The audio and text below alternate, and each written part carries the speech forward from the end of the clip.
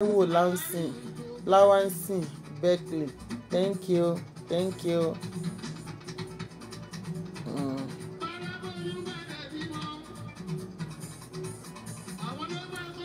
Where's my beautiful Tẹ́ni ọmọ ológo ṣì ń bọ̀ ilé ìmọ̀kàn ṣe bí i 10 minutes ni ó máa fún yín ní gbàgbós update tó gbàsíkì àtúnyìn jẹ Abíóyè Fálàdé yẹ̀sọ̀ àtúnyìn voice note díẹ̀ jẹ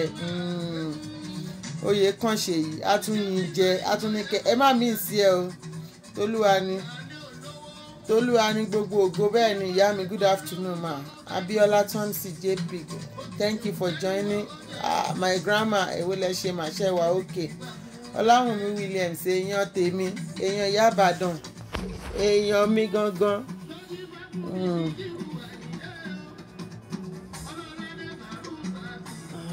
nílé mo wà láàárọ̀ ìní lè pariwo púpọ̀ bọ̀ tí nǹkan tí n bá ń sọ mo mọ̀ wípé àwọn ọ̀jọ̀gbọ́n máa ti gẹ̀ẹ́tì nǹkan tí mo ń tọ́ láti fẹ́ tí mo fẹ́ analyse this ní orí platform yìí èmi ò mọ Ọláìtàn Ọlápọ̀jù welcome Sister Shileola Olúfisáyọ̀ good afternoon ma mo ti ẹ̀ dúpẹ́ pé táìpù lọ́sàn-án yìí náà ẹ̀ ju bọ́ọ̀lù mọ́ àwòtẹ́ ọmọlára thank you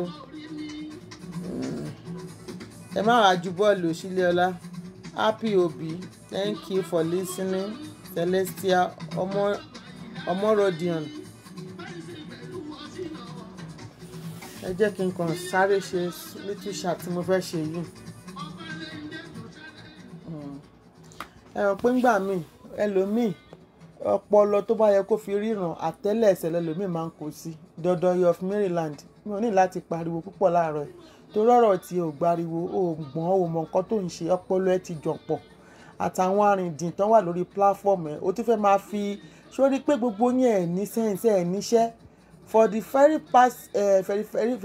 for a very long time now for like almost 2-3 weeks ẹ̀ rí ṣàtìṣe o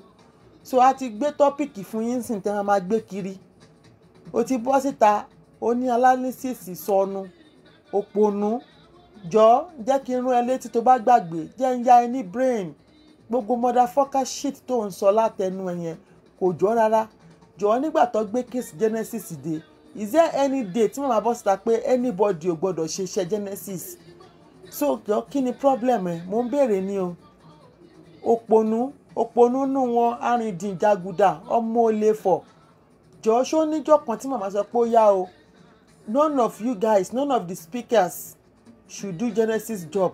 or John Thomas Genesis case mama even said ó lè ẹ̀yin jèsè ó lè gbé iṣẹ́ yẹn fẹ́ anybody and mama even gave it to Genesis that time I could remember she gave it to him back and forth so nígbà tó wá bọ́sítà tó ń pariwo jọ ó ní Akínwùmí dalẹ̀ wọn mewé jọ jẹ́ kí n bí ẹ́ ń question kan are you part of mewé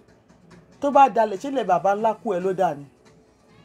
and mọ́sù màmá ò sọ pé kí anybody má ṣe iṣẹ́ yẹn so anybody tí Bukky bá gbéṣẹ́ yẹn fún mi gbà náà mo ní right láti ṣe anybody have the right to treat that case that time the same right the same way you have the right to treat the case everybody has the right so tí ẹ̀yin náà jọ tó bá gbé contract fún kí ló ti pè president ìgbà tí kò ń ṣe pé ìgbà tí bóyá ìgbà tó gbé fún o ó ní kó máa bóun fún màmá nú ẹ̀ ó mọ túmọ̀ nǹkan tó ń sọ ni a ní ò mọ̀jú kó máa da lérú lọ. Happy Obi thank you ma ó mọ̀jú kó máa farun wájú papọ̀ mọ́ tí pàkọ́ ó ti rí pé Akínwùmí ti ń dalẹ̀ ọmọ ewé ẹ̀ wo ló sọ fún ẹ pá kí wàá fẹjọ́ sùn ẹ̀ àní túlétúlé ni ẹ bá nǹkan jẹ́ ni ẹ ó rí ibi tí nǹkan ti ń bàjẹ́ kó o dúró nídúró pé jẹ́ kó o tún ṣe ìgbà tó jẹ́ pé nítorí ẹ̀ làwọn ẹ̀ ṣe lọ́mọlẹ̀ torí kò sí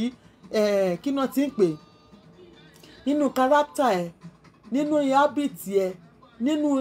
nínú ọpọlọ ẹ̀ kò sí pé ká tún nǹkan ṣe ń bẹ̀ òun lọ́lọ́run ò ṣe yọ̀ǹda ahọ́n gidi fún ẹ ló ṣe jẹ́ káwọn ẹ lọ papọ̀ òkú ìgbẹ́ tọ̀tọ̀yọ̀ of Maryland jọmọ ń bí ẹni ṣé màmá sọ fún ẹ Alábí Tinúkẹ́mi Ọmọlọ́lá ọmọ Fọláwẹ̀ Ọ̀kàfọ̀, welcome on board ìyá mi. Channel calls, my darling sister, a beautiful one. I love you, thank you. Bàbá Túbọ̀tún Martins, èèyàn yìí ìyín pọ̀ jù my brother, ìyín ò ní ṣí lọ lágbára Ọlọ́run, I cite you jù. Ẹ jọ̀ọ́ o, Peace Ajidara, I just finished the show you did few hours ago. Ẹ jọ̀ọ́ Síkírù Ebelo, ẹ jẹ́ bá mi bí Tọ̀tọ̀yọ̀ of Maryland o. Ìpè ṣé ó níjọ́ kan àbó níbì kan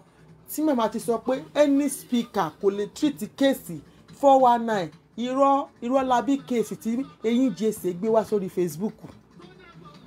So ṣé ó níbì kan tí màmá ti sọ bẹ́ẹ̀? So why can't Akinwunmi treat the case?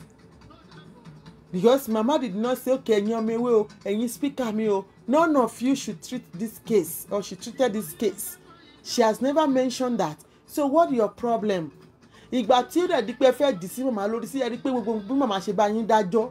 ẹ̀yin lẹ gbẹ́jọ́ orí burúkú. Nǹkan tí mo ṣàti ẹ̀fẹ́ bẹ̀bẹ̀ mo fẹ́ bẹ̀bẹ̀ ni o, màámi Aláṣàbí ẹ jọ̀ọ́ bí kéèsì ṣe ń lọ, ẹ jọ̀ọ́ mo fọlọ́run bá bẹ̀yìn, ẹ jọ̀ọ́ máa fẹ̀yìn tí kẹ́ máa wò wá ràn, ẹ má tiẹ̀ ṣe bí ẹni pé ẹ gbọ́, ẹ kàn máa wo fíìmù yẹn tó ṣe ń lọ ni o, fíìmù tó gùn ni o, sísìn fíìmù ni wọn lè wò tán, wọn ní dúró wò tán gbogbo ọmọ ìwà yẹn. Wàláhì torí nǹkan kò tí ì jáde o, wọ́n sì yín kinní mẹ́ta àbí méjì jẹ, ẹ̀ ń grumbling, ẹ̀ ń jump up and down. By the time tó máa finish gbogbo yín àti wọ́ dọ̀dọ̀yọ̀ gbogbo yín pátá wọn ò tí ì gbé nǹkan kan síta o. Ẹgbẹ́ àwa máa ń relax, àwọn òde ń tètè à ń bá tèèyàn jẹ́, àwọn òde ń tètè kó ọ́díò síta, but ẹ bá fẹ́ máa lọ máa ṣọ àyà bí ẹ̀yìn tẹ́ ń ṣẹ̀yìn bí àyà, a máa prove yín wrong náà, ìpè èèyàn burúkú ni yín,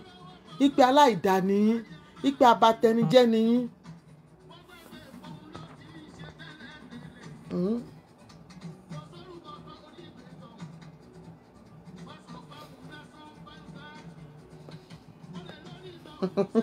That's why. Okay, sister me, I've heard you.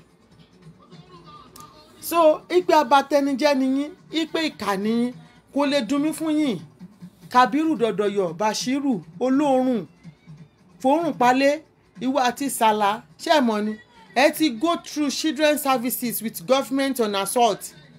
Ẹ ti assault àwọn èèyàn so many people so many times, and ẹ̀yin náà trust fúnra rẹ̀. Òun náà wọ́n raise with bitterness ni.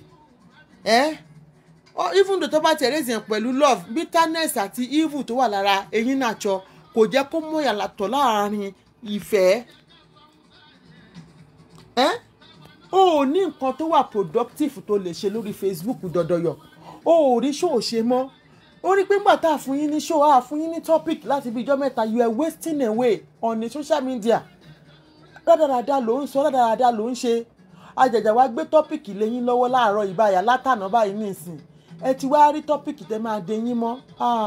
Ẹ máa sunkún gan. Ó máa pẹ́ lórí social media because tọ́pìkì sórí voice note yẹn, àwọn chat yẹn, wọ́n pọ̀ bàjẹ́. O ò ní lè dúró wò tán, o ò ní lè ṣe show yẹn tán. Ayé yín bàjẹ́ gidigidi. Ẹ ní ìdùnnú látàárọ̀ dalẹ́. Yìí tó rèsì nínú fámìlì kí náà ti ń pè nínú yín, iye yín nàṣọ tó tiẹ̀ fi lọ́ọ̀fù hàn, bitterness àti evil tó ti gbé látọ̀run kò jẹ́ kí lọ́ọ̀fù yẹn kó lè roll nínú ayé ẹ̀. Jọ kí ni problem ẹ? Jẹ́ n sọ fún ẹ, wo gbogbo bá ṣe wà ọmọ ewé pátápátá lẹ́nu ẹ kò ń ṣe ni anybody nínú wọn ń ṣe ni àrífín àdẹ̀rẹ̀ ń ṣe jọdún lórí ilé nìyẹn kó ṣí ẹ sọ̀hún. Kí ni títí ẹ yóò àrí accepted ó ní ó dalẹ̀ tí ò bá dalẹ̀ ni kò yẹ kó ṣiṣẹ́ yẹn. Ta ni wọ? Who are you to tell him what to do? Ìwọ ló ń bọ ni àbí ṣó ṣe pé ò ń si èrè? Sórí ẹ̀ ò ti gbálẹ̀,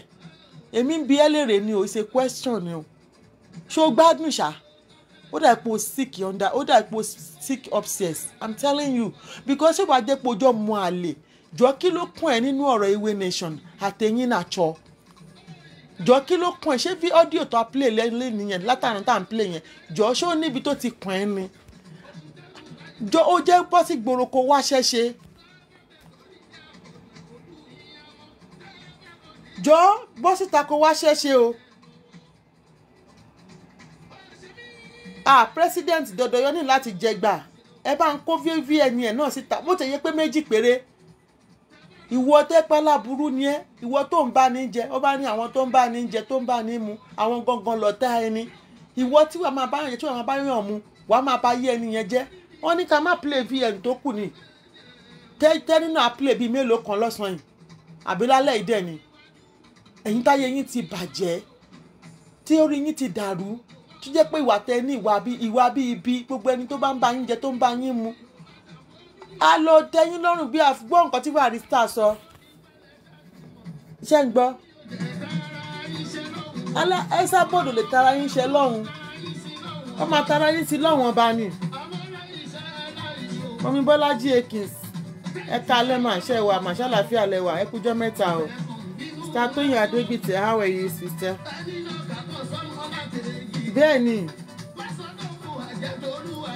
Bẹ́ẹ̀ni lágbára Ọlọ́run o tọmọ Esabod ò ṣe yín náà ẹ ṣe Esabod ara yín lẹ̀ ń ṣe kẹ́ni má mi nìyín alọ́ọ̀dàmọ̀ tẹ bá rò pé ń ṣe Esabod tẹ ò mọ̀ para yín sọ̀rọ̀ tẹ ò mọ̀ para yín lẹ́rùn ṣe o tẹ bá rí ìbínú Ọlọ́run o ẹ̀sà gbéjẹ mọ́ wọ́ ẹ rí ìbínú Ọlọ́run bẹ́ẹ̀ ṣe wà yẹn ìbínú Ọlọ́run lẹ́ rí ìbínú Ọlọ́run ọba ṣe rí pé ẹ rí ìbínú Ọlọ́run bẹ́ẹ̀ ṣe wà yẹn gbogbo yín pátápátá lẹ́ rí ìbínú Ọlọ́run ẹ ń rí ìbínú Ọlọ́run torí tí ò bá ṣe bẹ́ẹ̀ ni wọn ò ní máa sọ̀rọ̀ tí ò pọ́n tó bá yẹ pé wọ́n ti ẹ̀jọ́ mọ́ àlẹ́ ó ṣe jẹ́ pé gbogbo ibi tí wọ́n bá ti fẹ́ báyìí olórí burúkú ni ẹni wọn ò fẹ́ ìlú òǹdarin jọ tó bá gbẹ̀rẹ̀ jóná àwọn òun náà fẹ́ bẹ́ẹ̀ gbé mò ń bí ẹni náà torí kò sí nǹkan tó kàn ẹ́ nínú ọ̀rọ̀ tó wà nílẹ̀ yìí sìn wọn ò dárúkọ ẹ o wọn ò tí ì sọ pé VN ẹni yìí o ta ló tún sẹ́ndì nǹkan.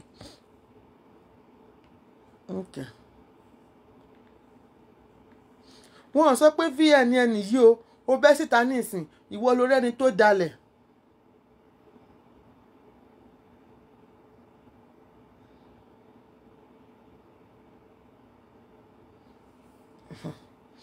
Ẹ wọ ẹ jẹ́ kí n ṣe tán máa wọ̀rẹ́ yín tẹ́ fẹ́ irun yẹn ọ̀dà ó máa pre-order ẹ̀ ni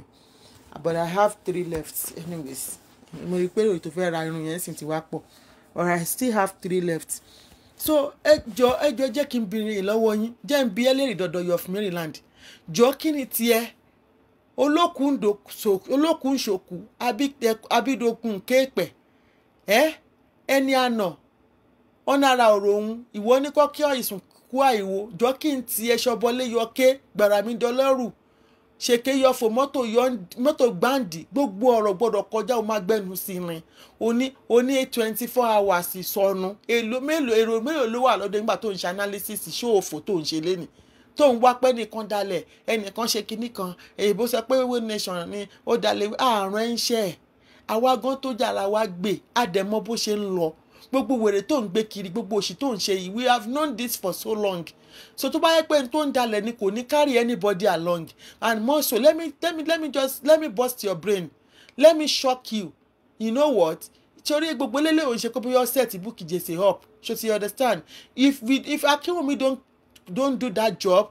she will go and give it to another person and nobody will know the truth till today we just want everybody to know the truth that's Akinwumi has to play that role he has to role mọ̀ pé tó bá fẹ́ lọ jẹ́ ìṣe ọ̀kọ́kọ́ fún ẹ tó bá wà nínú iṣẹ́ ọlọ́pàá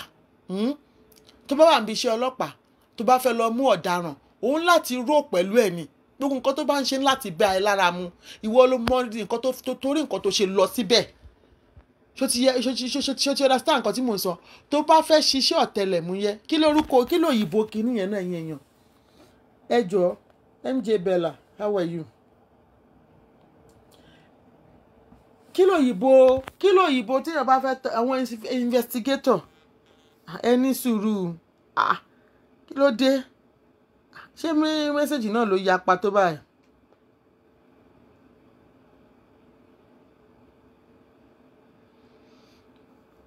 kí n kíìpù èrò ti pọ̀ jù lórí irun yìí 3 péré ló kù a máa ọ́dà ni a máa pre-order yìí tó bá kù ní ẹni torí èèyàn kan ló lóun fẹ́ 6 báyìí ẹja a máa sọ̀rọ̀ lọ èèyàn kan ló sọ pé òun fẹ́ mẹ́fà yìí irú yẹn tó wà mẹ́ta nílé náà ni inú òun fẹ́ méjì yìí náà òun fẹ́ mẹ́ta a máa ọ́dà ìtókù ni ìtókù yẹn mẹ́ta péré tó kù the first person tó kọ́kọ́ sọ pé àwọn nídìí yẹn la máa kọ́kọ́ fún ní mẹ́ta the first person tó kọ́kọ́ text mi so èyí tó kù a máa ọ́dà ẹ̀ ni o kò wọ́n $40 péré náà ni mò ń tà mo ti lẹ́ẹ̀sì ẹ̀ mi ò tán 50 mọ́ $40 péré ni mò ń tà sí so ẹ má wọrí a máa ọ́dà ẹ̀ ni ìyẹn ò ṣe big deal so kí ni mò ń tọ́ láti ṣàlàyé fún yín mo wà pamọ́ mi gbogbo Canada wa àwọn ọmọ yín náà wà mọ́mí Bọ́lájí Ekins ṣàlàáfíà lẹ́yìn náà wà. so Mama Esabod ohun tí ọmọdé bá ń gégi nígbó àgbàlagbà ló mọ ibi tó máa wó sí máàmi Aláṣàbí ìyá mi Aláṣàbí Esabod ó ti mọ ibi tí gbogbo ọ̀rọ̀ yìí máa já sí pé ètekéte ni gbogbo ètekéte yẹn ló yé màmá yéké òun ni màmí ṣe tì wọ́n dànù pé ó yá ẹ bọ́ sí gbòòrò kẹgbẹ́ fẹ́ lòmíì màmá sọ openly clearly pé òun ò sọ pé kẹ́ni bọ̀dẹ̀ yẹn ọmọ yìí gan àwọn ò ní kẹ́ má ṣiṣẹ́ Genesis but ẹ má búlì màmá ẹ má búlì ọmọ ẹ that is exactly what mama was said so kí wàá ní problem ẹ dọ̀dọ̀yọ̀ olóòórùn onípátá gígan àmẹ́bọ ọkùnrin ṣọríṣọrí oníṣọkúsọ ọkùnrin dalérú ọkọ̀ báńgẹ́ tí hàn yọ jọ kí ni ti tiẹ̀ mo bí ẹni o jọ kí ni ti tiẹ̀ o ò ríṣẹ́ ṣe o lọ wáṣẹ́ cleaner iṣẹ́ cleaner má pọ̀ Maryland kó ló máa bá wọn tẹ́ bẹ́ẹ̀dì lótẹ́ẹ̀lì òun waste away lórí Facebook tán bá níta ló gọ̀jù láyé yìí lórí Facebook tó ponú jù afọ́fúngbẹ̀mù ìwọ ni first class number 1 ó ponú ni ẹ́ ó dẹ̀ fọ́fúngbẹ̀mù ó dẹ̀ gọ̀ọ́ arìndínlé ni ẹ́ but ọgbọ́n bérebére ló máa ń pa lábàáhùn you think you are smart you think you know it all and you know nothing torí nígbà míì táwa bá rí nǹkan wọn máa ń ka sára ni wọ́n ṣe bẹ́ẹ̀ pé ọ̀ǹtí tá a bá gba go ahead lẹ máa rí wa tá a máa wá sọ̀rọ̀ tá a máa sọ̀rọ̀ ń pa ẹ̀ ṣé stream adókòkúta mọ̀ ní ìsá gbọ́dọ̀ gbé jáde ni tó ẹ̀ṣẹ̀ ṣẹlẹ̀ pàápàá tí òun ṣe pé èyí tó fi ń ràbù àràbù kó tó bá tásìkò gbogbo ẹ̀gbọ́n ni ó ní ojú yín lẹ ṣáàfìrí etí yín lẹ ṣáàfigbọ́ òkè àgbà tá ṣàbí ti igun ìtàkùn tó ní kẹrin máa gòkè erin àfojú ẹ rógo oníkọ́kọ́rọ́ ilé orin àní kọ́kọ́rọ́ ilé odù ewé nation àwọn òfin sílẹ̀ fún wọn lò mo ní bóyá yẹn ló ń ta wọn lára o àjọkẹ́ bóyá yẹn dẹ̀ ló mú wọn ọ̀ṣọ́tẹ̀ ilé tí ò ní ilẹ̀kùn léwúrẹ́ ń wọlé lọ sùn màmá ní mọ́dà fọ́mọ o mo ti gbà pé bàbá ní fàdà fọ́mọ o bàbá mọ́dà ìyá aláya yín kí lẹ sọ ẹgbẹ́ bẹ́ẹ̀ dáhùn ìyá aláya yín ní Aláṣàbí màmá yẹn ti mọ̀ pé gbogbo ètekéte tẹ̀hún sílẹ̀ yìí irọ́ ni kéde irọ́ pátá burú lórí ọ̀rọ̀ Genesis màmá ti mọ̀ pé nígbà tí Bukky bá lè parọ́ mọ́ àwọn ó ẹ̀ mọ̀ túmọ̀ àwọn èèyàn tó ń pè ní aparọ́ mọ́ ni takoni ni they can do and undo tẹ́ ẹ bá rẹ́ni tó ń parọ́ tó tún takò yín tó dúró lórí irọ́ yín tó ń pa yẹn irú ẹni bẹ́ẹ̀ téèyàn bá rí kéèyàn sá fún ni àkótúnrò èsùn ẹ̀dá náà ń perú wọn ó wá fẹ́ kẹ́ páńpẹ́ sí yìí oníyà lọ́wọ́ ó wá gbẹ́jọ́ Genesis nǹkan tí màmá yẹn dẹ̀ ni pé go and bring the evidence bring the proof if you want me to treat the case go get your proof or kó o ṣe fúnra ẹ tó bá fẹ́ gbé fáwọn èèyàn gbà yẹn gbé lọ fún wọn màmá ní àwọn ò sọ pé kẹ́nìbọ̀dì má ṣiṣẹ́ Genesis but ẹ má blọ́ọ̀gì wọn ẹ má búlì màmá ẹ búlì ìyá ẹ búlì ọmọ ẹ búlì ìyàwó ẹ. What kind of a stupid blogger are you people are? Ẹ post ẹ̀ náà yín blogger. Tá fún yín certificate blogging. Orí yín ti gbálẹ̀ àtàwọn alábòsí tó ń dá gìrìgì. Ṣojú yín wá ti já. Ṣojú yín ti mọ́. Ṣé ti gbọ́ nǹkan tẹ́ ẹ gbọ́ rí? Ṣé ti rí pé ọ̀dàlẹ̀ ní gbogbo yín? Èké ń pèké sọ̀rọ̀. Irọ́ ń parọ́ fún rọ́lọ́rọ̀ yín. Ṣẹ́yìn náà ti rójú ayé. Àwọn aráàlú mi á ní ẹ rójú ayé tá àbẹ́ orí o. Ojú aré lè lóde tó bá ń ṣọdún eégún. Ṣé rojú ayé báyìí sìn bí Bukky Jesse eyín náà aṣọ eyín burúkú olórí burúkú wọn náà sọ pé òun gbé mi dirty pig olórí burúkú nǹkan àlejò ìwọ tó ń fi rẹ̀ bọ ọkùnrin towótowó níbi táyé ẹ tàdé aláyé pokúlùmùṣù irú ẹ lèmi màmá bá sọ̀rọ̀ you are just worthless o ò jẹ́ nǹkan kan ò ní anything fagídí jayé ni ẹ́ fagídí ló gbà want to be I must belong lágídí olórí burúkú oníwò fashionista ṣáwọn aṣọ ọ̀rẹ́ pé tó ń tọrọ wọ̀ aṣọ ọ̀pá kan aṣọ ọ̀pá méjì tó ń yáwọ̀ tó ń bẹ ẹran tó kì í sanwó ẹ ṣé yẹn ló fi wà fashionista àbí okùn ẹran tó fi ń so ọyàn ẹ kọ́ mọ́ra ẹ lọ́rùn ọmọ wo bí èmi ò wá ṣe ṣó mo èmi analyze ni o tèmi àti ẹ bá jọ bọ́ síta búkìjì tá bá jọ ṣe ṣó fúnra wa wàhálà ìwà ké ìwọ àti ta ni àbórí ẹ burú ni àbí mo máa wò ìwọ tó yẹ pé rejected and abandoned woman ni ẹ kò rọ́kọ common boyfriend lásán ò rí ibi táyé ẹ tàdé dídò gan kọ òbú ẹ ibi tí òbú ẹ kan dé dídò ó sá fún ó lò kò ṣiṣẹ́ ó tẹ bátìrì ẹ báyìí kò gbọ̀n rìrìrìrì mọ́ ẹ lábẹ́ irú ẹ ló ń sọ̀rọ̀ olóòórùn ìwọ ajá àgbòrò public nuisance ìwọ onídọ̀tí ìwọ tó jẹ́ pé ọmọdé ilé kọ́ ẹ̀ àgbàlagbà kọ́ ẹ ọkùnrin kọ́ ẹ obìnrin kọ́ ẹ àwọn ẹbí ẹ gan kórìíra ẹ torí ẹ ló ṣe mórúkọ wọn tó fẹ́ lọ pa wọ́n náà àwọn ẹbí ẹ wọ́n kórìíra ẹ eyín jèsè eyín brumpa eyín jámilókójẹ fẹyín múṣu eyín kọ̀ǹgọ́ọ̀lù eyín àsùn ànígbàmí ọdún dé olófò tó ń bínú ológo onídọ̀tí alárédè alápàlà ọmọ rádaràda ìwọ tó jẹ́ pé nínú ẹbí ẹ̀gùn ò lè kórí kó ò lè kí nǹkan rẹ̀ kan ẹ̀ wọn ò ní oríkì ire tán fi ń kí ẹ̀ nínú ẹbí ẹ̀ ìwọ yẹn náà ló bọ́ta èmi ò ń ṣàwọn tó lè máa wọnú sí o wàhálà ìsúnmọ́ mi lórí pé mi ò ń ta sí ẹ nígbà tó wà nínú ewé nation gan mo ò dárúkọ ẹ rí torí pé o ò relevant torí pé kò sẹ́ni tó pè ẹ́ tọrọ Facebook yìí gan depression ló fẹ́ pa yí ẹ jẹ́ nígbà tí bàbá oníbírẹ́dì ti pẹ́ a ní irun yẹn má wọrí a máa pre-order ẹ̀mí gbogbo ẹ̀yin tẹ̀ ń béèrè irun yẹn hold on ẹ ṣáà máa sọ iye tẹ bá fẹ́ mi ti rí yín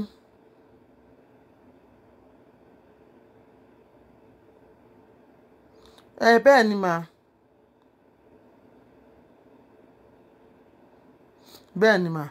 so ẹ ṣáà máa sọ iye tẹ bá fẹ́ ẹ kọ iye tẹ bá fẹ́ ẹ ṣáà kọ síbẹ̀ wípé òkè o iye tẹ fẹ́ lélẹ̀ mo ti rí yín mo ń rí messages yín I have one of my sister tẹ́pọ̀n ti rà kan tẹ́lẹ̀ I need the brown and the black here wọ́n ti rà kan tẹ́lẹ̀ so àwọn dẹ̀ ló kọ́kọ́ comment so tẹ bá ti sọ iye tẹ bá fẹ́ a máa pre-order gbogbo ẹ̀mí ẹ má wọrí mo ń rí message yín tí o bá ṣe pé bóyá pé ayé ti kọ̀ ẹ́ ayé ti kọ̀yìn sí ẹ o ò jẹ́ nǹkan kan mọ́ o ò wúlò nílé o ò wúlò ń ta o ṣọ́ọ̀tì fúnjọba o wúlò fóyìnbó tún ṣọ́ọ̀tì fún kódà o tún ṣọ́ọ̀tì fara ẹ̀ torí ara ẹ̀ gangan reject ẹ̀ wo orun orí ẹ̀ wo ẹ̀kẹ́ ẹ̀ wo ojú ẹ̀ ìwọ tó dàbí ìyá gbóńkẹ́ ó dàbí oyíbóyí láyé àtijọ́ tó bá tán ṣe móvì orí bó ṣe rí ni o ti ṣá o ti gbó àwọ̀ ẹ̀ ti parẹ́ mọ́ àwọ̀ ẹ̀ gan sá fún ẹ àwọ̀ ẹ̀ gan ó ṣe kí ni ó reject ẹ̀ because o lò dáadáa irun orí ẹ̀ gan kọ́ ẹ̀ eyín burúkú tó gbé sẹ́nu yẹn gan bínú sí ẹ débi pé ahọ́n ẹ̀ gan gbẹ ó máa da blọọkù jẹ báyìí ni ó máa ń da ice block jẹ ni bí ẹni tán ti kó kúrò nílẹ̀ jọ gbogbo àwọn wèrè tó wá kó lọ yìí tó dùn mí jù fún yín ní gbogbo nǹkan tẹ̀ ń sọ ẹ pí àbí kìíní kan wàhálà gbogbo wọn ò dùn mí ṣé ẹ̀mẹ́ni tó dùn mí fún jù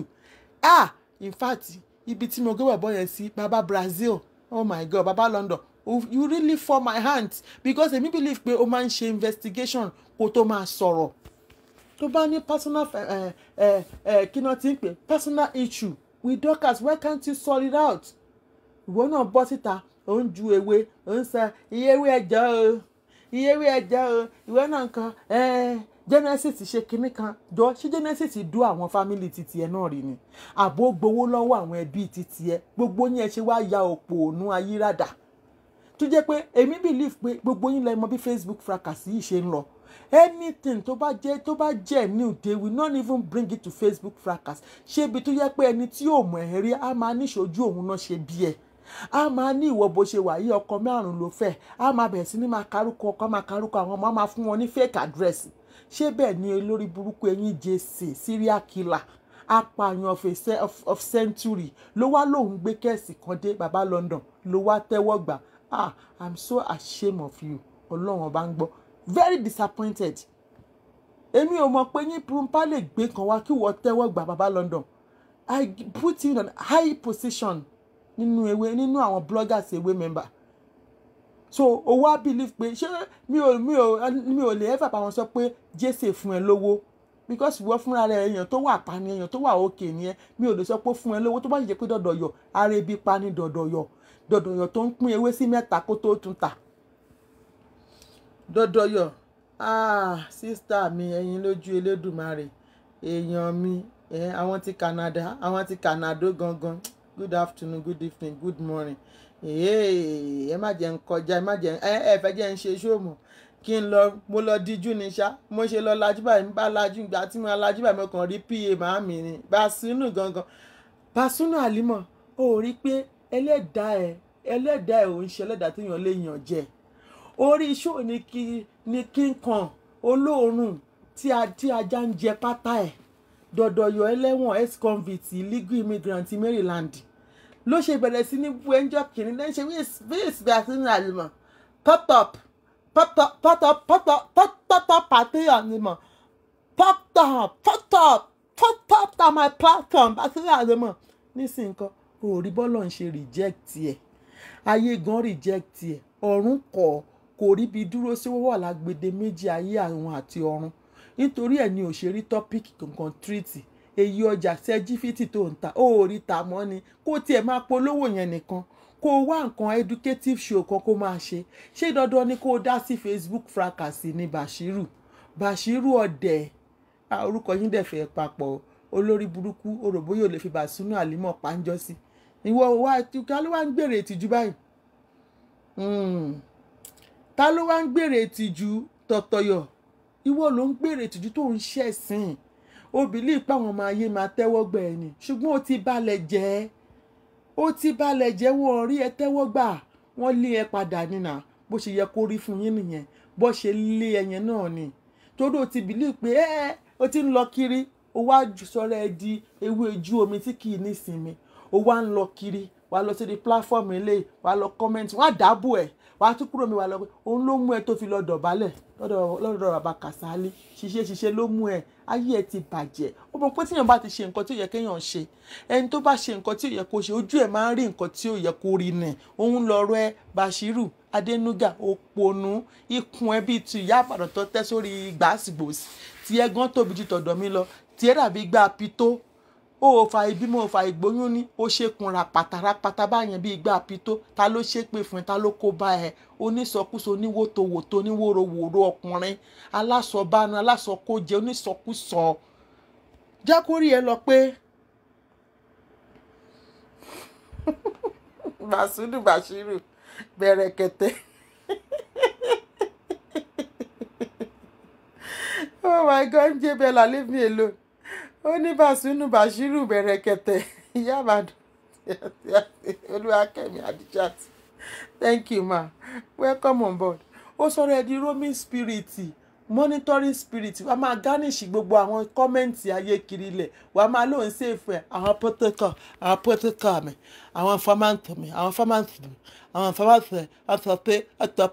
ọ̀tọ̀ pé ìyá àpàtàn bẹ́ẹ̀ fún tó mi kákàkiri ni èmi ò tẹ̀ náà yàtọ̀ àpọ̀ ìyá àpàtàn tẹ́ tó bá ń ìyá àpàtàn kó ti tẹ́ ń tẹ́ tó fún mi ní rántọ̀ ìyá àpàtàn òpònú ni ẹ́ kí ni mo sọ òpònú ni ẹ́ túlétúlé dalérú kó tẹ̀ jẹ́ pé lóòótọ́ náà tiẹ̀ kó tẹ̀ jẹ́ pé nǹkan tó ń sọ pá kírun mi ṣe kó jẹ́ pé lóòótọ́ jọ́ṣó tọ́ sí ẹ lẹ́nu ìwọ ṣe worst you went at the back and stab mama lóríṣiríṣi ọ̀rọ̀ màmá yẹn gan pọ̀ màmá yẹn gan tẹ̀ pọ̀ ọ̀rẹ́ sábọ̀dù gan orí ẹ̀ ti di sábọ̀dù gan ti ya wèrè sábọ̀dù gan yóò pe sábọ̀dù gan orí ẹ̀ ti ya wèrè ewé ìwé lọ́dọ̀ sábọ̀dù ń tà ẹ̀rọ tí ò ní sàtífíkẹ́tì sábọ̀dù ń tà kiri lẹ̀ gbogbo nǹkan ló pé sí ẹ lára ìwọ kan yìí ló ń ṣèkì ìwọ kan yìí ló ń jalè ìwọ kan yìí ló ń yàlè ìwọ kan yìí ló ń dalérú jọta ló kó bá ẹ àwọn wo ló fi ṣépè fún ẹ ganan ta ló ṣẹ̀ tí ò dáríjì ẹ you better go and kneel down kó lọ wo orí obìnrin tó ti ṣẹ̀ torí àtàrà obìnrin ló ti kọsẹ̀ o tó bá jọkùnrin ní èpè wo rádaràda tó ń ṣe yìí ò ní máa ṣe o ó ti kọsẹ̀ látara obìnrin lọ gbálẹ̀dẹ́ ẹ̀ mú kó lọ kúnlẹ̀ kò ní kán dáríjì ẹ̀ torí bó ṣe wà yìí ó kàn ń waste life ẹ ni life ẹ ò ní túmọ̀ life ẹ ti wá bàjẹ́ ó ti pokúlù mùsùn wàá máa bú oníkálukú táni wọ́gò tí ì bú lórí Facebook àti orí nǹkan tó bẹ́ẹ̀ dọ́dọ̀ bàbá Kàsálí nìyẹn o sórí pé nígbà tí ọ̀rọ̀ bàbá Kàsálí ń lọ wọ́n fi lọ ẹ́ o àní má fi lọ mi ń dá sí ni ẹ́ abojúgun lẹ́gbẹ̀ẹ́ tí ṣèké yọ fò mọ́tò gbáǹdì ló bá lọ pè níjọ́ náà lọ́hùn ló lọ pè ẹ̀ ń tẹ èmi yẹn ẹ̀ ló tà èmi tá ọ̀rẹ́ atẹ́ńtà náà bá bu èpè ju ẹ nítorí wọ́n ti rí róò tó ń play ipe ṣèké ṣáájò ní ẹ òṣèké ṣáájò ní ẹ ọ ní tó bá máa jọ́ ṣàká kó jọ́ ṣàká tó bá máa jó ṣoko kó jó ṣoko ọ̀ṣàká ń ṣoko yọmọ nìyàn èèyàn ọmọ ènìyàn dọ́dọ̀ yọ ọ̀ṣàká ń ṣoko tó ṣe dọ́dọ̀ bàbá Kàsálí kó tó bu èpè lé ẹ lórí ńjọ́ náà lọ èpè yẹn kò ní reverse back àbí ó ya wèrè ni lẹ́yìn ìyẹn ló wá gbé yẹsà bọ́ọ̀dù lọ́ra ń báyìí ló ráàpù ló pàmù màmá róbóróbó ló pàmù wọn ló sọ wọ́n di yẹ àpàpàǹdodo láì mọ̀ pé n tó fẹ́ ṣe ó máa gbọ́ ni ń máa ṣe wà níkùn ẹ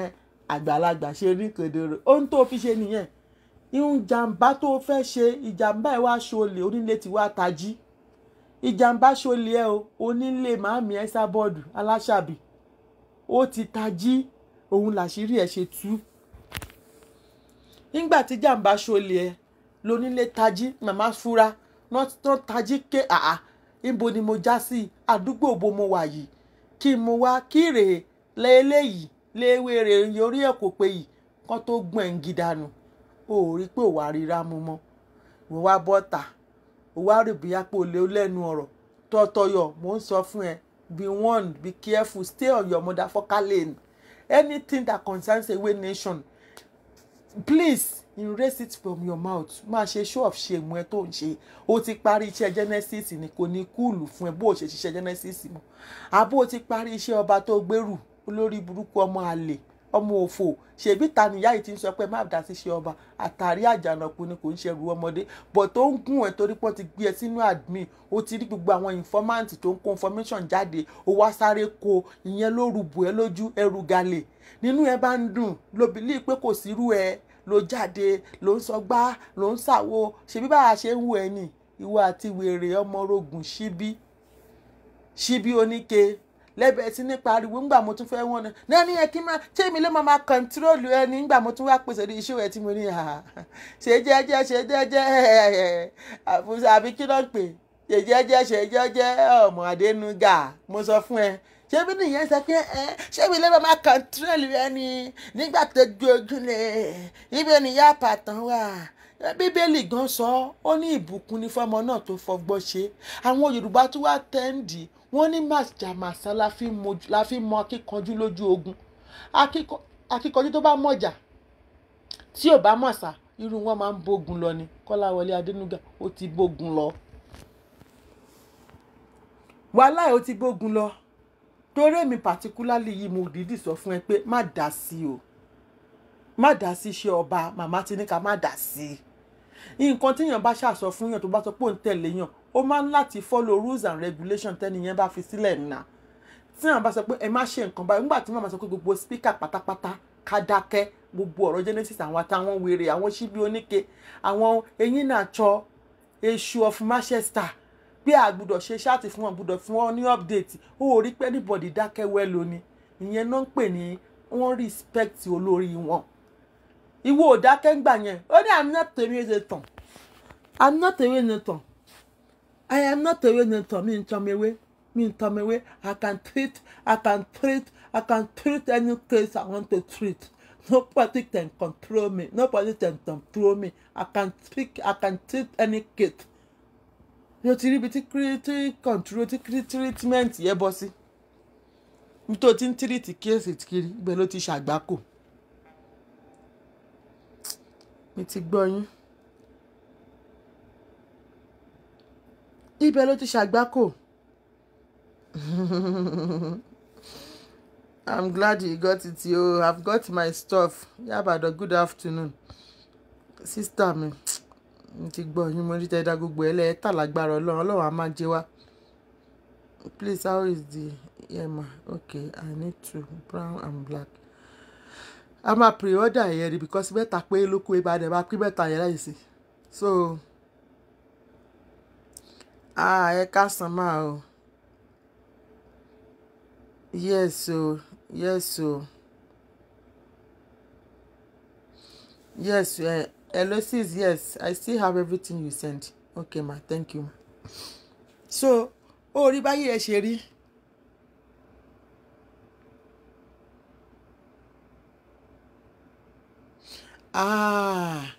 àbọ̀lẹ̀rẹ̀ olówó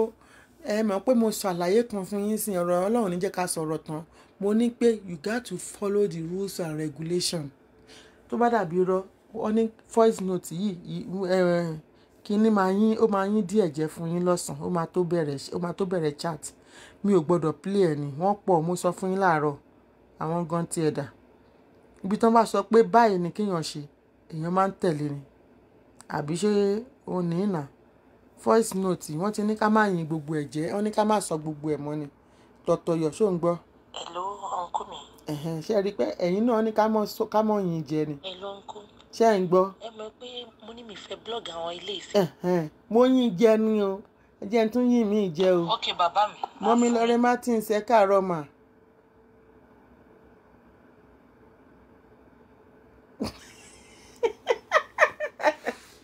mọ́mí lọ́rẹ́ Martins kí ló ṣẹlẹ̀ mà ẹni Ìyábàdàn kẹ́ni treat me the trick that I used to marry Genesis ṣe mọ́mí owó ni tíríkì yẹn ò jẹ́ Genesis eyín jẹ́sẹ̀ gbówó lọ ó pákéjì ọyàn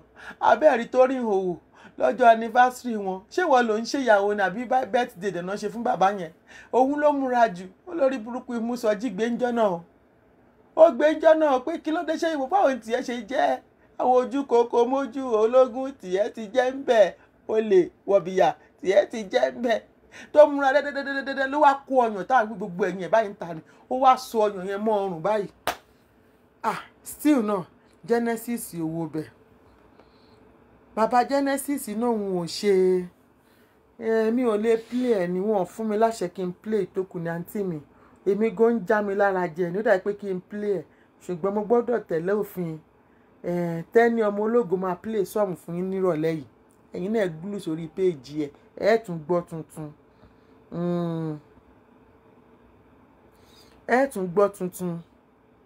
ẹ máa tún gbọ́ tuntun èmi ò tí ì lè play ẹ má wọrí voice note pọ̀ nílẹ̀ a lè gbọ́ tán a lè gbọ́ tán Amaka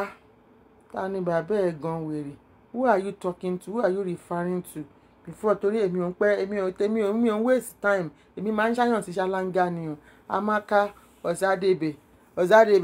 who are you talking to I don't know can you please rewrite your comments so that kí n lè mọ nǹkan tí mo fẹ́ ṣe àbí so Bukky wanted to scam Genesis scatter Genesis ó fẹ́ scatter ẹ̀ ní ó ní scatter ní rí nígbà tó fẹ́ scatter ilé bàbá oníbàbá ń búrẹ́dì tógun tàdúà torí mọ́ńtẹ́ẹ̀nì tí kándù wọ́n fi lé dànù ní obìnrin yẹn fi lé dà á ta pé wọ ó tí ì débi tó dúró kò dẹ́ ṣe pé tó bá fẹ́ fáwọn ọkùnrin yìí náà o kò dẹ́ ṣe pé bó ṣe wà yín náà pé ó nífẹ̀ẹ́ wọn o ó fẹ́ máa control wọn ni o bẹ́ẹ̀ kí fẹ́ bòjò èèyàn yìí bóò ní sísítà mi kò ṣe kó fẹ́ máa ó love wọn o ó fẹ́ máa use ayé wọn kó máa fi wọn control ogún ó tiẹ̀ ti parẹ́ ó wá believe tó bá ti rẹ́ni tó lógo a wá máa lùkù fún ògo yẹn èèyàn yìí èèyàn tó ń kọ yàtì Ọláìtàn Gamsi èèyàn yìí èèyàn ti bẹ́ẹ̀ kí fòbòjò èèyàn ti Bukky irọ́ ẹ̀yin ṣèyàn Bukky Haram èèyàn Bukky Ọláìdé nìyí ẹ̀yin ṣèyàn Bukky Haram Boko Haram gangan lórúkọ Bukky Boko Haram ni orúkọ yìí ṣe Bukky Haram Boko Haram èèyàn tó Osama bin Laden apààyàn fẹ́ jẹ́wẹ́ ẹ̀yẹ ìwọ kankan lólóbò promo ó kàn ń fòbò rẹ ṣe promo ká ni bọ́tí kò wá sẹ́ni tó gbòbò promo yẹn lọ́wọ́ tiẹ̀ ó wá dòpò aṣálẹ̀ àníbi táyé ẹ̀ tàdé dídò tó rà sílé ó tún rìjẹ́ẹ̀tì abẹ́ ẹ̀ in fact ó yá lọ pokùnso ní ìsìn torí tó bá yá ti hàn ẹgbẹ́ àti mo fẹ́ gbé bí tèmi èwo náà yín ó rí bó ṣe rí ni níbi tó ti in fact gbogbo ara ẹ̀ gan ugly, ó sán bàjẹ́, ó sán, ara ti sán kọjá ní gbogbo ara ẹ̀, ó wá dára nù. Nígbà tó ṣe fídíò yẹn, you are just maybe 42. Gbogbo ó ṣe rí, irun orí ẹ̀ ti gbó, ojú ẹ̀ gan ti hóòdì, ojú ẹ̀ ti pirọrọ bí ewé ọ̀gẹ̀dẹ̀ tó fi raná, ó ti rọ, kò dùn fún ẹ, kò tán, ó ta sánsán rárá, ó gbọ́ ẹ kàn ta pàwọ́ ni pẹ̀lú kíní kámẹ́sì tó wọ̀, gbogbo ó ṣe rí bẹ́ẹ̀, gbogbo orun orí ẹ̀ gan ó ti kọ̀yìn sí ẹ, ojú ẹ̀ gan ó ti bínú sí ẹ, ó wá súnjọ, gbogbo wa ń jọ bí aṣọ tó ká sínú agbọ̀n. In fact, lọ yẹ ilé ayé ẹ wò, lọ ilé ayé ẹ bó ṣe ń bá a lọ yìí, má lọ jásẹ̀, má lọ jásẹ̀ o, má lọ jásẹ̀, wàláì, má lọ yẹ ilé ayé ẹ wò, because ayé ò ta sánsán rárá, ayé ò ta sánsán, ayé ò wùn mí, ayé ò wùn mí o. Ẹ ṣáà máa sọ iye irun tẹ bá fẹ́, èrò ti pọ̀ lórí irun yìí nísìnyí, ẹ máa sọ iye irun tẹ bá fẹ́. Ayé ò wùn mí, mi ò rí ẹ rárá, mi ò rí ẹ wò, mo wù ẹ́ tì, ó bọ́ sí o. Wàhálà ìtàlá ìwé tó bá ń tọ̀ ẹ́, ṣé ó tún bá ṣán pancake tó ṣán clay mojú àwọn ẹ̀rẹ̀ oríṣiríṣi yẹn, tá a máa ń ó dé má léyàsì mẹ́rin ní titi ẹ, ṣé mi máa kun tèmi fẹ́rẹ́fẹ́ ni? Fúnra mi mo dẹ̀ ń kunjú yìí gbójú lọ sóńdóńdó ní kinní, mo dẹ̀ lè ṣe ṣáàtì without pé kí n má ṣe make up. Ó rí pé bí táyé ẹ tàdé inú ilé ẹ gan ò ní sinmi, kò sáyọ̀ nù ẹ, ayọ̀ ò bá ẹ gbé, eyín jèsè, kò sí nǹkan tó ń jẹ́ ayọ̀ nínú ayé ẹ, because inú mọ́tò ló ti ń ṣe inú ilé ni mo wà báyìí sìn, mo lè má disturb ọmọ mi, lè má sọ̀rọ̀. Every blessed day níjọ́ tó fẹ́ ṣe ṣáàtì gan, ilé onílé lọ yá, tó fẹ́ ṣe appreciation, ilé onílé lọ yá tó lọ fi ṣe ṣáàtì, torí ọmọ yẹn ó máa lù ẹ́ bolẹ̀ jẹ́, máa bù ẹ́ nì. Ó rí pé ó ti gbẹ̀san wà tó wù fún bàbá ẹ̀, bó ṣe lu bàbá ẹ̀ lọ́mọ ṣe ń lù ẹ́, bàbá ẹ̀ gan ò gbádùn, kò wúlò, bàbá ẹ̀ oníbàǹtẹ̀, ọmọ bàbá olóògùn ká kọ́ńwó ẹ̀. Èmi bí lè kódà pé ilé la bọ́lá nìyẹn, ojogún bá ká mọ́ pààyàn ni. Ọlọ́run ló mọ iye èèyàn tán ti pa lójú ẹ̀ nígbà tó kéré, eyín nàṣọ, eyín brumpa, eyín jáwọn lóko jẹ, eyín street of Manchester. Èmi ń bọ̀ pé tí ò bá ṣe pé wọ́n ń pààyàn lójú ẹ̀, àbí wọ́n ń ba tèèyàn jẹ́ lójú ẹ̀ nígbà tó kéré, ò ní múra sí kankan báyìí. Ṣé ó tiẹ̀ wá rógún tí wọ́n jẹ yìí? Heredity torí jẹ yìí nínú ẹbí ẹ̀, nǹkan tó dáa ni, bí ká máa ba tèèyàn jẹ́.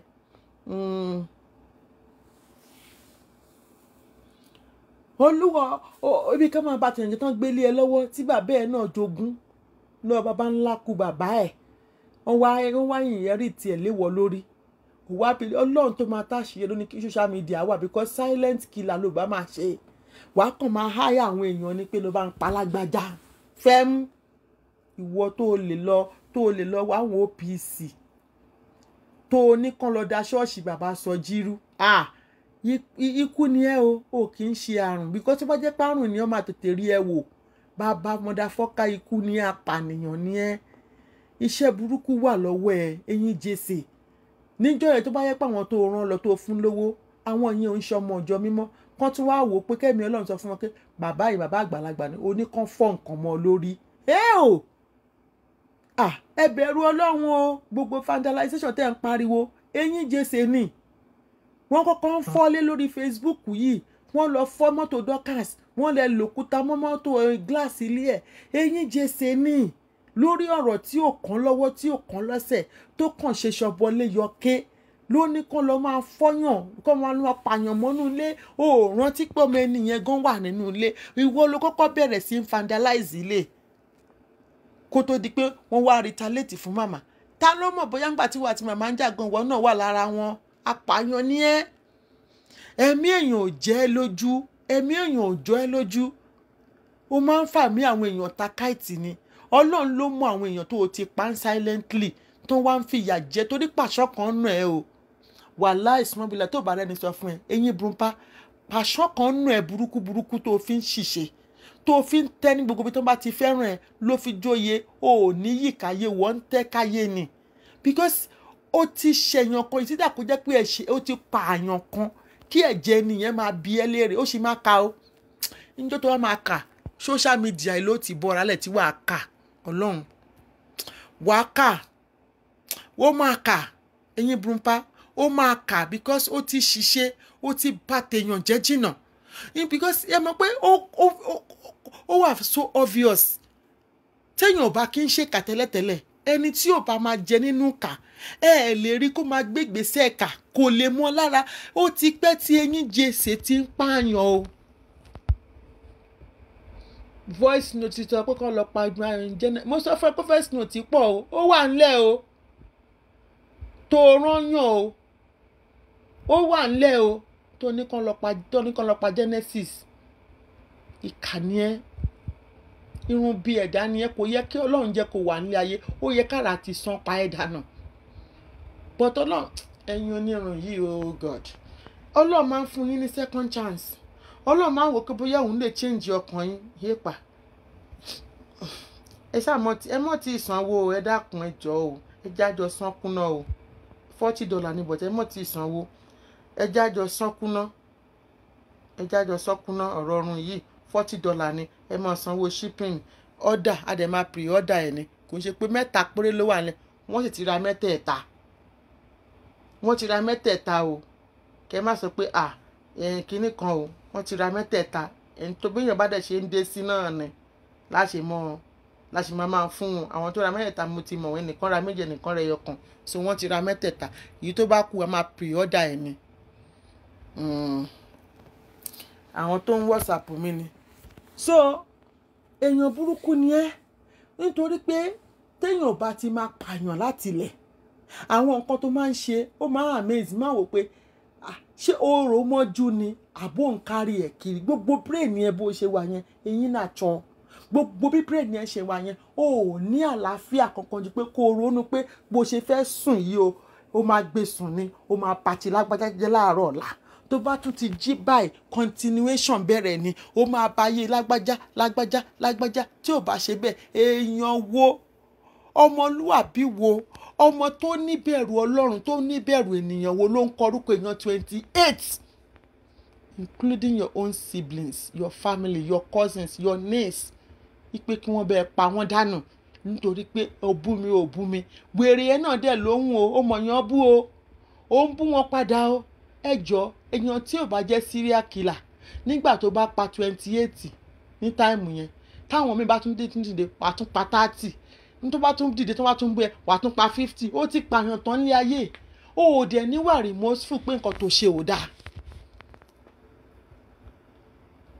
ó ò níwà remorseful pé nǹkan tó ṣe yìí o pé kíní yìí tó ṣe yìí ò dáa o bó ṣe ń pa àwọn èèyàn yìí o inú ẹ ń dùn tó bá ti achieve aim ẹ báyìí tí the mission is tó bá ti accomplish báyìí you will be even satisfied wàá máa rẹ́rìn-ín nínú nǹkan burúkú nínú ìbàjẹ́ eyín burúkú eyín jèsè ọmọ ẹgbẹ́ mi lékè ẹ̀kọ́ tó filẹ̀ ó ti ẹ̀rọ pé ọmọ ẹ̀ yìí ìwọ ló máa dàgbà tó máa kú tó máa fọmọ ilẹ̀ pé kí ni ẹ̀san wo ló fẹ́ kàn san fún ọmọ yìí àbí ìwọ gan fúnra rẹ̀ ò gbọ́nù bíbélì ni ó ní a ó bẹ̀ ṣe bàbá wò lára ọmọ látòrí ìran kìíní títí dé ìran kìíní ìran kẹrin generation to come gbogbo wa burúkú tó ń wù yìí ó ń fi kọ́ọ̀sì lẹ̀ fún gbogbo wọn ó ń lè foundation cost sí orí gbogbo wọn sórí generation to come because of your own selfishness interest because torí pé inú ń bí ẹ because of your anger because pé o lè control emotion ẹ because pé o fẹ́ dún oko olóko tí o ń ṣe oko ti tiẹ̀ Ọlọ́run ò yọ̀ǹda ṣé gbogbo ala máa fọkọ ni nígbà tó yẹ pé o ti ugly jù o ò lè rọ́kọ fẹ́ jọ mo bí ẹni o mo ń béèrè lọ́wọ́ ẹni ó ti ugly jù o ò lè rọ́kọ fẹ́ ó ti rọrẹ ẹpin pé kò sẹ́ni tó lè dú ẹ nítorí ẹ̀ ló ṣe rò pé ó yẹ kó pa Genesis tìdílé òun ló ṣe rò pé ó yẹ kó báyé ministry ẹ̀ jẹ́ òun ló ṣe rò pé ó yẹ kí ó yá ó tún sọ yìí mọ̀ pé ìkan wà ẹ gbọ́ lẹ́nu Tẹ́ni ó gbéṣẹ́ fún Sàlánì Tẹ́ni á fún yín láwọn ọ́díò kan lọ́sàn-án ìlálẹ́ yìí ó gbé iṣẹ́ fún Sàlá ọ̀tọ̀ọ̀tọ̀ níṣẹ́ oníkálukú ó analyze iṣẹ́ oníkálukú ni eléyìí la máa gbé fún lágbájá ni níbi tí bọ̀bí yìí ráyè dé níbi táyé ẹ̀ ti bàjẹ́ dé tí kò wò pé nǹkan rere lè ti sí ó ní òun jáde mọ́ kí ló dé kí la fẹ́ gbà kí ló ń bá ka lórí ọ̀rọ̀ Genesis ó máa wá já lẹ́ni tó ti mọ̀ pé ní yìí ti níyàwó ńlé ẹ jẹ́ fún mi 1 minute ẹ fún mi 1 minute.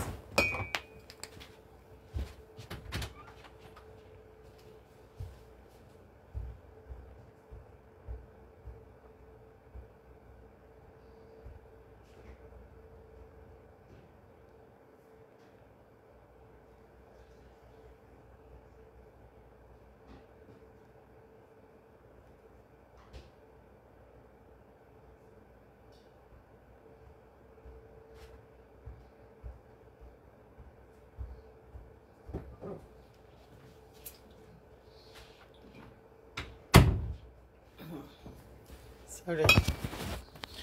lẹ́ni tó ti mọ̀ bí mo ṣe ń sọ ó mọ̀ pé ní yìí níyàwó ńlé o ó mọ̀ pé ní yìí ti bímọ o ó mọ̀ pé ìwọ̀n àtìyàwó ẹ̀ àti fámílì ẹ̀ náà jọ ń gbé o ó wá rò pé ó wá fẹ́ sọ̀rọ̀ ẹ̀ di Lucifer tó jẹ́ pé ó máa ń ba ilé aláyọ̀ jẹ́ ó wá fẹ́ sọ ilé aláyọ̀ wọn fẹ́ sọ di kíkan ó sọ débi wípé tíyàwó ò bá gbà lẹ́rọ̀ tí ò bá fẹ́ kó fọkàn wọn á mú kúrò ha Bukola Jesse ọmọ Gilbert Jesse kí ló dé tó wá ilé ayé má yà ilé ayé yìí ṣàwà lọ tomorrow promise anybody ó lè díjú báyìí kó má rojú yẹn là mọ́ ló ń wò pé ókè ńgbà tó bá wá mú kúrò ṣé ìwọ ọmọ wa fi ìdùnnú àtayọ̀ wàá fi jókòó sínú ilé Genesis inú adé máa dùn wàá dẹ̀ lè jẹun wàá lè sùn ó máa dájú o ó máa yá ìka o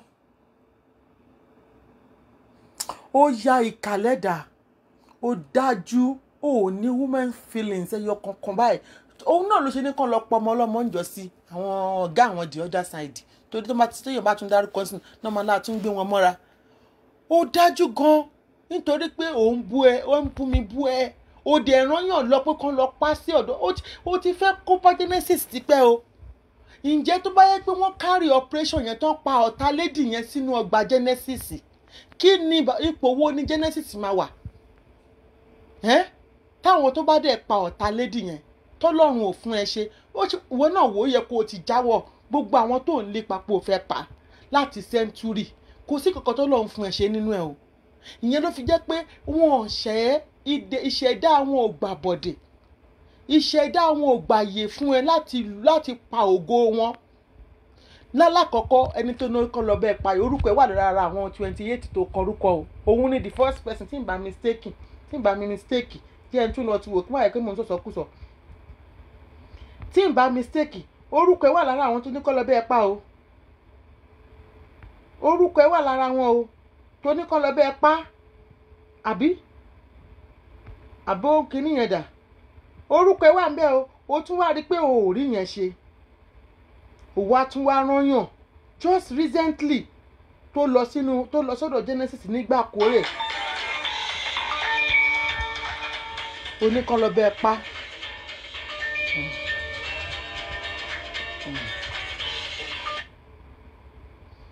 oníkan lọ bẹ́ẹ̀ pa ó rí pé ó ń ya ìka bí wo ṣe ní kọ́ lọ máa fọ́lé kiri nìyẹn ìwọ yìí náà ló mú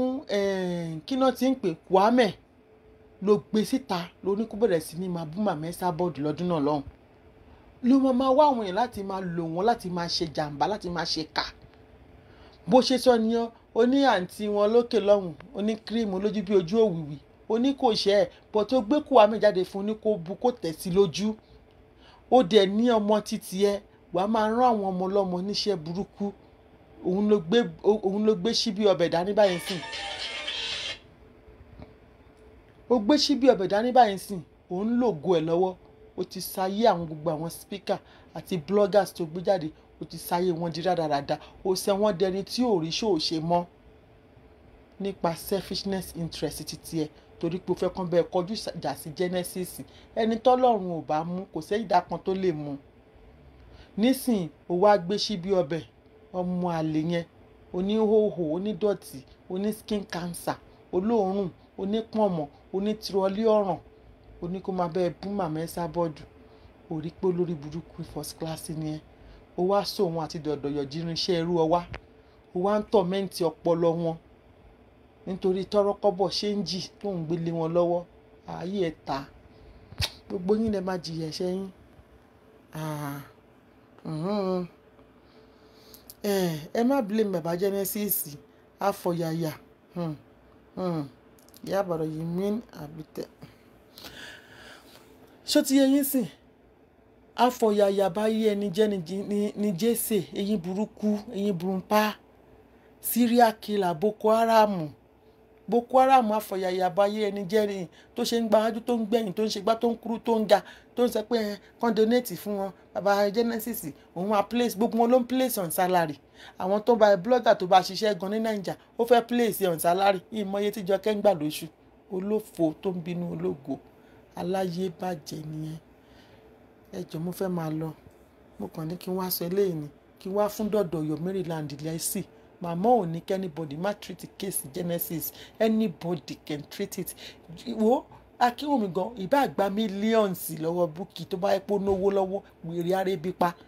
kò kànyàn yín ò ń ṣe pé yàn dalẹ̀. Màmá ò ní pé ẹ má gbàṣẹ́, wọn ò dé sọ̀rọ̀ màmá ń bẹ̀. Ẹ kó ṣì dànù kẹdó sórí ọwọ́ yín. Iye jamuna tọ́kì kẹyẹ tó àìpẹ́ fẹ́ treat case ẹ fẹ́ dojú ẹ̀rù tó bá dalẹ̀ kí ni ó kàn wọ́ ṣé wọ́n wà nù ọmọ ewé ni.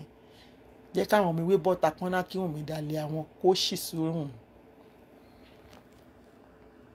Kó ṣì sórùn. Àwọn yẹn máa play Nollywood movie ikú ni o. Ó ti bàrà wọn jẹ́. Ó ti bàrà wọn jẹ́, ó ti gbéṣẹ́ burúkú lé wọn lọ́wọ́. Ìgbà tí iṣẹ́ Genesis ti tán báyìí ó kàn jẹ́ kó go wọn wọ mi ni. Àwọn tán ti ń ṣe yé bàbá o èèyàn gidi dé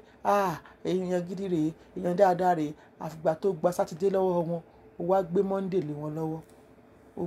Ó gbọ́jọ́ ajé ó gbọ́jọ́ fàájì lọ́wọ́ wọn. Oníkan bẹ̀rẹ̀ sí ní máa pé iṣẹ́ láago ń ṣe kú, oníkan ṣiṣẹ́ kú gbèrègèdè. Àwọn náà wá bẹ̀rẹ̀ sí ní ṣiṣẹ́, iṣẹ́ àṣe ìdákẹ́, iṣẹ́ àṣe sùn. At the end of the day wọ́n wá gúnlẹ̀ sí èbúté òfo, wọ́n pòfo wọ́n ròfo, wọ́n tún wá gúnlẹ̀ sí èbúté òfo. Ó rí pé lórí ibu ni ẹ first class. Ọmọ wòsíwòsíwò bí má lọ wá o, wá fẹ́mi lásán. Bukky Jesse èmi ò tí ì ṣe ṣòfin, máa gbójú mi jáde ṣe ṣòfin ẹni ṣé ò máa sí wín. Ó mọ̀ pé nǹkan tí wọ́n mọ̀ ṣe ni pé kó máa rán èèyàn, ẹ bá ń wá dírẹ́sì Ìyá Ìbàdàn, ẹ bá ń wá ibi tí Ìyá Ìbàdàn ń gbé, ẹ bá ń wá fọ́tò àwọn ọmọ ẹ̀, ẹ bá ń wá kinní kan ẹ̀, ẹ bá ń wá ibi iṣẹ́ ẹ̀, ẹ bá ń lọ vandalize mọ́tò ẹ̀, ẹ jẹ́ kán dá sí ìdìsí. Iṣẹ́ burúkú tó mọ̀ ṣe nìyẹn. Ṣùgbọ́n bọ́lọ̀ ń wájú. Àdàbí tó bá ṣe pé ó parọ́ mọ́ bàbá Genesis, àdàbí tó bá ṣe pé ó parọ́ mọ́ ìyá Esabod. Ní gbogbo ẹni tó bá ra burú sí nínú Ewé Nation ló máa rí wọn mú. Tó bá yẹ pé ó parọ́ mọ́ àwọn méjèèjì yẹn ni, Bukola Jesse, Ọmọgíba Jesse, Elizabeth, ó máa ṣẹ̀sìn kiri ayé ni. Ó yẹ ṣe bẹ̀rẹ̀ sí ní ṣẹ̀sìn ni o. Ó máa ṣe ẹ̀sìn worldwide. Ó máa ṣagolódé pọ́tà lórí ọ̀rọ̀ ìyá Esabod. Wàá ṣagolódé pọ́tà lórí ọ̀rọ̀ Genesis. Wàá kúrò ní Manchester, wàá fúnra rẹ̀ wọkọ̀ láì mẹ́rù dání. Wàá bẹ̀rẹ̀ sí ní ṣagolódé Àbújá. Ìwọ tí ò gbádùn.